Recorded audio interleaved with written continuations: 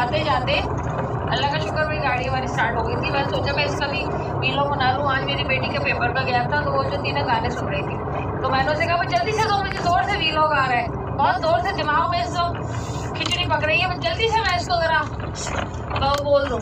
भाई ये बताओ टीचर, स्कूल मालिकान और टीचर जरा मेरी बात सुन लें, बड़ी मेहरबानी होगी, बड़ी आपसे मुझे मेरी हाथ जोड़ के विनती है मेरी, तो हाथ जोड़ के पाँव जोड़ के बताओ मुझे कि पेपर दे रहे हो बच्चों के, गैप क्यों नहीं देते हो? कौन से तुम्हारे बाबा की जेब से तुम्हारी अम्मा के बटवे से निकल रही है बच्चों के गैप? मुझे समझ नहीं आता।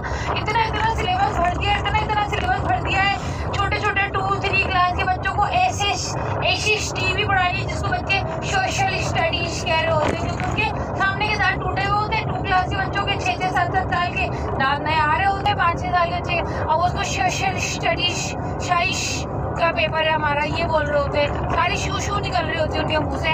उनको तुम साइंस भी पढ़ा रहे हो, सोशल स्टडीज भी पढ़ा रहे हो, कंप्यूटर साइंस भी पढ़ा रहे हो, और इस्लामियात भी पढ़ा रहे हो, सिखाने रहे हो, पढ़ा रहे हो।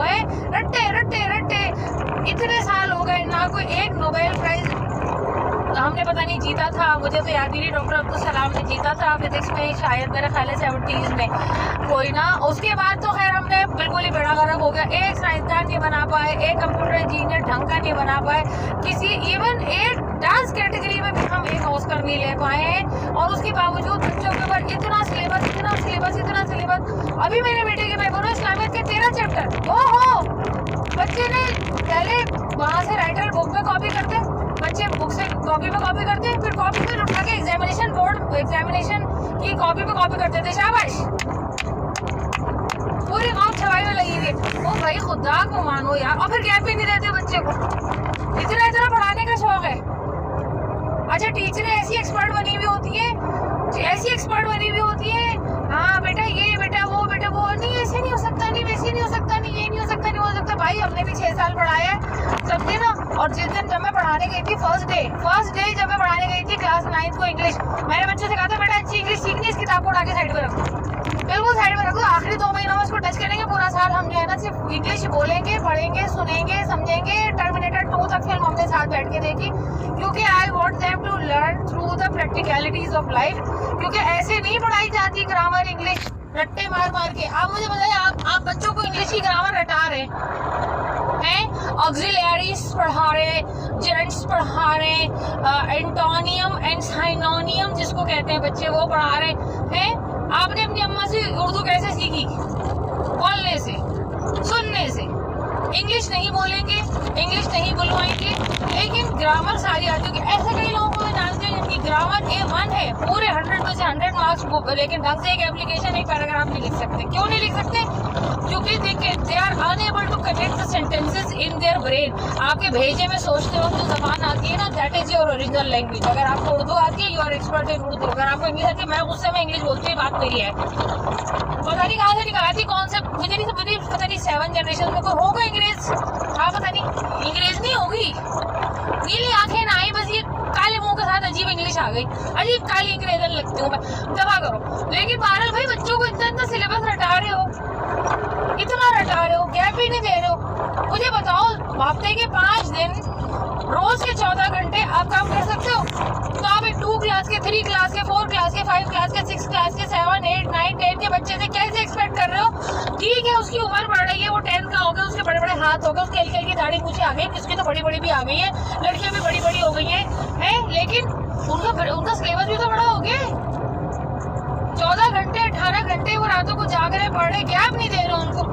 तुम्हारे अब्बा की जेब से निकल लेंगे, ये क्या तरीके कार है भाई? इतना सिलेबस, गैप एक भी नहीं। और फिर बच्चों, और खुदा का वास्ता है पेरेंट्स अपने बच्चों की काबिलियत को नंबरों से नापना छोड़ दो।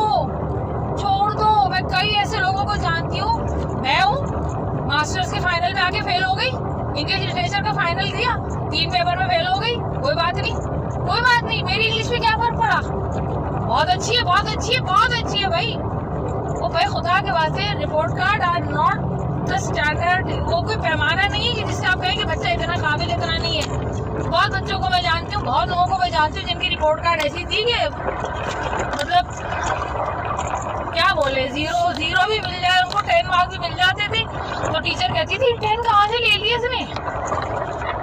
लेकिन आप प्रैक्टिकल लाइफ में उनको देखें, क्या बेहतरीन सेल्समैन है, क्या बेहतरीन वो काम अपने कर रहे हैं। लोग क्या टेलर बन के ज़िंदगी नहीं गुजारते, बेकर बन के ज़िंदगी नहीं गुजारते। ये क्या तरीके कार है कि हमने बच्चों की रिपोर्ट कार्ड को जो है वो उससे जज कर लिया कि बस बच्चे इतने नंबर लेगा इस्लामियत और सोशल स्टडीज़ में तो ही वो काबिल होगा, अदरवाइज वो नहीं होगा। ऐसा नहीं होता। बस ये कह रहा था, मुझे बहुत तंग आ गई हूँ मैं लोगों के किस्से गाने सुन के। बच्चों के पेपर हो रहे हैं ना, गैप ही नहीं है। क्यों नहीं दे रहे भाई बच्चों को गैप है? और फिर उनसे एक्सपेक्ट करना कि A1 ग्रेड लाएंगे, वो कद्दू लाएंगे। ये कोई तरीके का है भाई पढ़ाने का? इतना इतना सिलेबस गधा बनाया हुआ है, बहुत सारे बच्चों को बिल्कुल गधा बनाया हुआ है। एक होमवर्क कॉपी, एक क्लास वर्क कॉपी, एक लेक्चर कॉपी है। और उसके बाद अब ये नई चीज शुरू हो गई है कि जो एब्सेंट वर्क होगा व्हाट्सएप पे आ जाएगा। लेक्चर सुनो तो बच्चों को मोबाइल से दूर कीजिए, there teachers for their eyes. और उसके बाद सारा काम टीचरें मोबाइलों पर। बड़ा खून लग गया भाई मुंह को कोरोना में। किसी इंडस्ट्री ने इतना नहीं कमाया जितने स्कूल वालों ने कमाया। बड़ा कमाया भाई। पूरे 2 साल कोरोना में इनके स्कूलों में कुर्सियों में कील भी नहीं लगी, फीसें पूरी गई हैं। बिजली के बिल बचे, गैस के बिल बचे, पानी के बिल बचे, मासियों को निकाल दिया, गार्ड्स को निकाल दिया, ऑफिस स्टेशनरी का एक पेन भी नहीं खरीदा, फीसें पूरी ली। फीसें पूरी ली है भाई। खुदा को मानो, जरा बच्चों पे रहम करो। खा लो जितना खाना है मगर बच्चों पे रहम कर लो। ऐसा ना फिर बच्चे पढ़ाई से भाग रहे हैं। चलो हमारा घर आ गया, जा रहे हैं पराठा खाने। खुदा हाफिज।